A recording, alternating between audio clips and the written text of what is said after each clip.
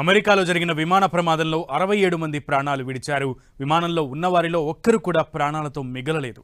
విమానం, హెలికాప్టర్ ఒకదానికొకటి ఢీకొని నదిలో పడిపోయాయి.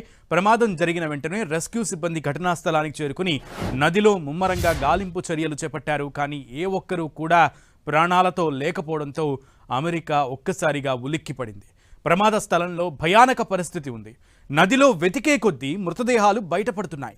విమానంలో 60 మంది ప్రయాణికులు, 4 సిబ్బంది ఉంటే ఏ ఒక్కరూ కూడా ప్రాణాలతో లేరు.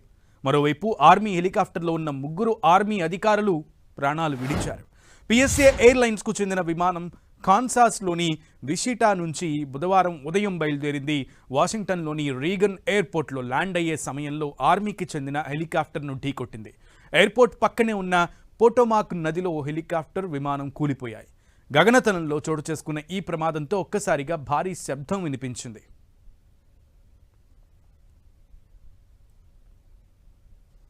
వాషింగ్టన్లోని రీగన్ విమానాశ్రయం సమీపంలో జరిగినటువంటి విమాన ప్రమాదంలో 67 మంది మృతులు చనిపోయినట్లుగా తెలుస్తోంది. 67 మంది చనిపోయినట్లుగా తెలుస్తోంది. ఆకాశంలో జరిగిన ఈ పెను విమాన ప్రమాదంతో ఒక్కసారిగా అమెరికన్లంతా కూడా ఉలిక్కిపడ్డారు. హెలికాప్టర్, ఆర్మీ హెలికాప్టర్, అలాగే ప్రయాణికులతో ఉన్న విమానం రెండు ఒక్కదానికొకటి ఆకాశంలో ఢీకొనడంతో ఒక్కసారిగా భారీ శబ్దం వచ్చింది. శబ్దంతో పేలిపోయినటువంటి పరిస్థితి. ఈ ఉదంతంలో ఒక్కళ్ళు కూడా ప్రాణాలతో బయటపడిన పరిస్థితి లేదు. దీంతో అమెరికన్లంతా కూడా ఇప్పుడు విషాదంలో మునిగిపోయారని చెప్పాలి. ఈ ఘటనతో ఒక్కసారిగా షాక్కి గురయ్యారు. అమెరికాలో జరిగిన ఈ విమాన ప్రమాదంలో 67 మంది మృతి చెందారు. విమానంలో ఉన్నవారిలో ఒక్కరు కూడా ప్రాణాలతో మిగలలేదు.